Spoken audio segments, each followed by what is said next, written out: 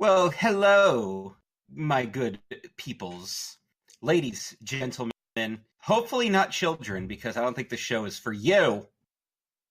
My name is Chris O'Mealy, and I am one of your hosts of Club Kayfabe WrestleTalk. This is episode 291 that we have done, joined, of course, by Dan Peck. Today I learned that Chris forgot who Bam Neely was. And Glenn Kukan. Yo, yo, yo. Yeah, I did not know who Bam Neely was. I'm so sorry that I forgot about a ridiculously obscure person from an era when he was in the A program on SmackDown for more than half a year. Yeah, I forgot that guy even existed, and then I was like, "Who is this?" And I had to look up his Titantron. Oh, it scares me because eventually I'm gonna start remembering things I made up in my head. Yeah, that's awesome. Because I deal with people every day that don't remember shit that happened a month ago, and I'm just like, "You're younger than me. What the fuck?" Yep. So I want to thank everybody who is currently listening live via Twitch. Shout out to you guys. To all of you who have decided to listen later via YouTube, Spotify, iHeartRadio, Apple Podcasts, iTunes, all that fun stuff. I want to also thank you guys. Remember, you can become part of our community by going to Facebook and joining the Club Kayfabe Home of True Wrestling Fans group. Just search for it, Club Kayfabe Home of True Wrestling Fans. When you join the group, all we ask is that you contribute. You don't have to always be a chatterbox, but we don't want the 800 lurkers.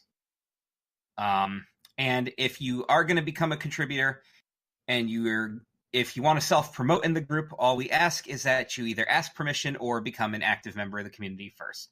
Really not that hard. There's 150,000, 100 million wrestling groups on Facebook. A lot of them suck. A lot of them are full of bots and people just trying to get British Bulldog into the Hall of Fame. And by a lot, we mean 99.9%. Like all of them. All of them. It's literally the only one that I've been able to stomach for more than a day. And I've been here since that day one-ish, back when it was the old eFeds message board. Oh, yes, indeed. And message board still exists, by the way. Before we get to the actual show, I want to give special shout-outs to all of our contributors, the Club Kayfabe Creative Community. I give you guys shout-outs every single week. I do it in depth. This week, I'm just going to run it down. Please check out the other shows, including CHMR's Ring Rust, Blake and Sal Show, Cinefan Podcast, Race Nerd Podcast, J Bunny's Music Hub, the artwork of Brian Bindman, the cosplay of Heather Quinn. Check out our other shows, Cinematic Triple Threat, as well as my blog, The Commissioner's Thoughts, and please check out all of our Twitch streams with Dan. Oh, yeah, I gotta watch those movies. Yes. I gotta throw this out there, by the way. This is something we've been talking about in the community. It's a decision that I've made, because people have asked about guesting on this show and other shows. Other shows or whatever, you can always message me and we can discuss that. As far as Club Kayfabe WrestleTalk goes, because of all of our new platforms, and I know a lot of people have always talked about becoming guests, and a lot of it is just because I know people like to hear themselves on the podcast and everything, and that's great. I just want to let you guys know that you're welcome to do it, but there is going to be a prerequisite moving forward. If you're not already a contributor to the community, as in you've got your own creative content and everything, or you're not a patron, we're probably going to have to just tell you no unless we personally invite you. If you'd like to make a one-time donation to get on the show, we definitely appreciate that. And that doesn't always mean, like, cash donations either. If you're also somebody who's really, really, really active about sharing the show out there on social media, and I can always tell who those people are because I get the notifications when people share the stuff, I know who you're thinking about. Welcome on the show. Yeah.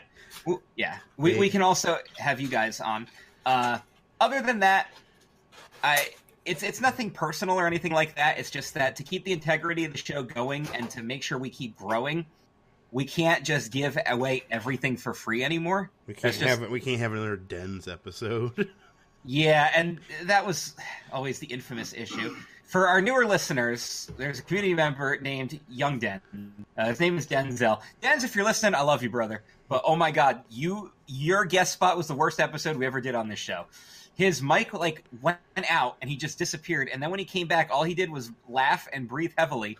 But no one else could hear him except for me, and I was the one fucking recording. So it was just an awful episode. Contributed nothing. Nothing. So, yeah.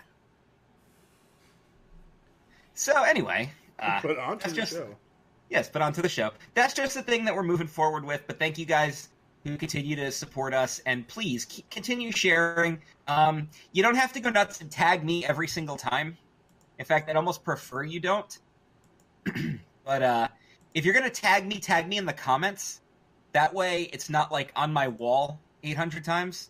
That's a big thing I have about people like sharing stuff with me on Facebook is when they post it on their wall and tag me in it. Either post it directly to my wall or just put my name in the comments so I don't see like 100 things of the same thing. Again, and of course, if you do want to be my buddy on Facebook, you can send me a friend request. Just let me know that this is how you want to be friends with me. Yeah, I'll accept anybody that doesn't look like it's obviously not real. An obvious bot, yeah. Like a bot. But yeah, and I have gotten some of those before, and that's one fine. Yesterday. They get deleted very quickly. Before we move on to our Elimination Chamber review, also called No Escape in Germany for reasons. Because that's such a better name. Well, to them, I'm sure it's much better name. I don't. Glenn, Glenn, you were just over there. You can attest I was. I think it's like a not. It's slightly better name. Anyway, before we get on to that review, we do have this week's trivia question with Dan Peck. Yes, because the New Japan Cup is going to be starting about I think the 8th, actually. But I was looking at the history of the New Japan Cup, and it's been going since 2005, I think it said. But only 4 of the winners went on to win their championship match. Who was the first wrestler to win their championship match after winning the New Japan Cup? Ooh, I have a guess. Are they still in New Japan? Yes. Okay, then it's not actually who I was going to guess. But, okay. And I'm just curious. Ooh, I think I have a second guess, actually. Are we counting the inaugural winner? The inaugural winner didn't get a title match. Oh, there you go. Shit. All right. Cool. But they are the inaugural winner of the New Japan Cup. Well, if you think you know the... but this person... think you know the deal. Was a little bit later. If y'all think you know the deal, you know the answer, throw it out there. I'll give you a hint. They were booked at the Giant Baba show this week. Yeah. Oh, there you go. It was Onita. I think I have a guess who. It was Onita. This is no Onita. Yes. Somebody who's been around for a long time. It would have been probably my best guess, too. If they won back in the mid-aughts, yeah. They'd have to have been around for a while. Indeed. So, No Escape 2019 happened. Mm-hmm. We call it something different here, stateside. 2 chamber matches, 2 garbage matches, and then some really good matches. Basically, how this pay-per-view turned out. So, let's first discuss the pre-show match, second best match on the card according to the Melts, and actually, might actually be the best pure match on the card. Well, yeah, when your best match is a super gimmickified mess, it's kind of like, well, that was... No duh, that was going to be an exciting match. Well, yeah. But Buddy Murphy retains against Akira Tozawa. Excellent match. It really top to bottom. Again, we need to be doing more with this, with these teams, with these cruiserweights, guys. Let's get some more stuff out there, please. Please, Eddie. Yup. All right, so, of course, the Women's Tag Team Championship kicked off the show, which shouldn't have been surprising if anybody was following the dirt sheets that day. They did do an announcement about that. The announcement basically said WWE Championship was going to main event, and as soon as I read that, I was like, well, there's no way that's not going to open the show, because they were bringing the chamber down on the pre-show. Yeah, it's going to be in the first hour, no matter what, if the main is the other one. Because you got to spread them out. I knew one was opening and one was closing. One thing I really liked was that the teams that started off the match were actually the final two teams in the match, and the two teams that I actually would have been the most happy to see win, which was Boston Hug Connection and Mandy Rose and Sonya Deville. So I was very happy about that. Overall booking was not as much of a cluster as you would think, considering how many people were in the match. There was a couple of weird spots, but most of them involved Nia Jax and Tamina. So I don't think that was weird because they were booked to be weird. I think they were weird because people were effing up. Just my theory, but I am not surprised that the first team eliminated was Naomi and Carmella, the makeshift team. We have some news about them later in the show. The ones with proclivities from the week before? Yeah. One's actually been absolved. The other one, we're still not sure about what's going on with that situation. But apparently nothing big, considering how another match went down. So, we'll get to that. No. The women get punished. The men. Yeah, attaboy. Get rewarded. Billie Kay and Peyton Royce were gold in this match, as they always are. I absolutely love their chemistry together and how they always play the perfect chicken shits. They are the best chicken shit heel women on the roster by far. They're so good at their role, and they're so believable at their role, which is why it's not...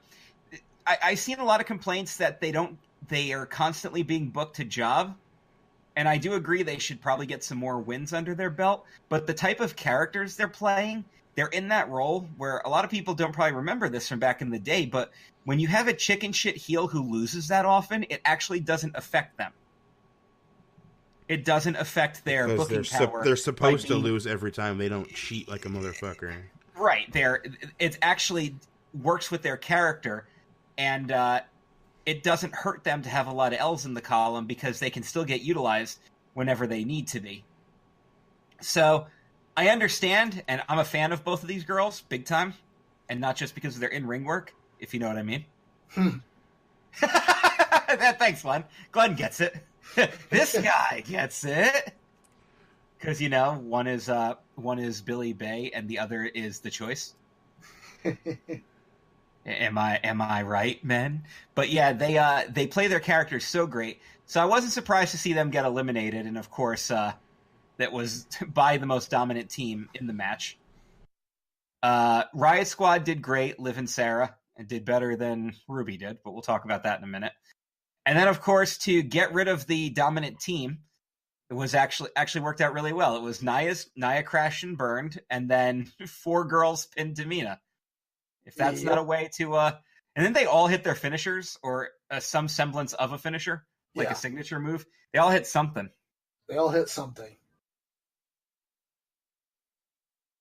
So, yeah, there you go. Of course, came down to the best 2 teams in there. Not surprising, Bayley and Sasha won. I know some people complained about that being predictable, but I think given the circumstances of their characters and how they want to... the first women's champions in over 30 years. Yeah, and that's another thing. Can we stop complaining about that? But they're not the first ever. There were other titles. Yeah, well, you know what? They've brought back titles before and called it the first ever, and I haven't heard anybody complain this much. Like, that's such a... I understand the wanting the lineage there, but let's be realistic, and you guys can flame me for this if you want. There were only 5 ever champions for those titles. They were not prestigious. Also, keep in mind that I think out of all the active titles, only 3 have a lineage longer than 4 years. Right. Being the WWE title, the Intercontinental title, and the US title. And all of the other titles are brand new within this new roster split. Titles. There's no old women's champion anymore. There's no old tag titles anymore. I think the oldest one of the tag titles is considered is the old roster split, like 02, is as far as that one goes. I will say this, though. And there's a question in the chat I want to answer. But regarding the lineage, was anybody else listening to the commentary? They made reference to the old teams. I don't know if it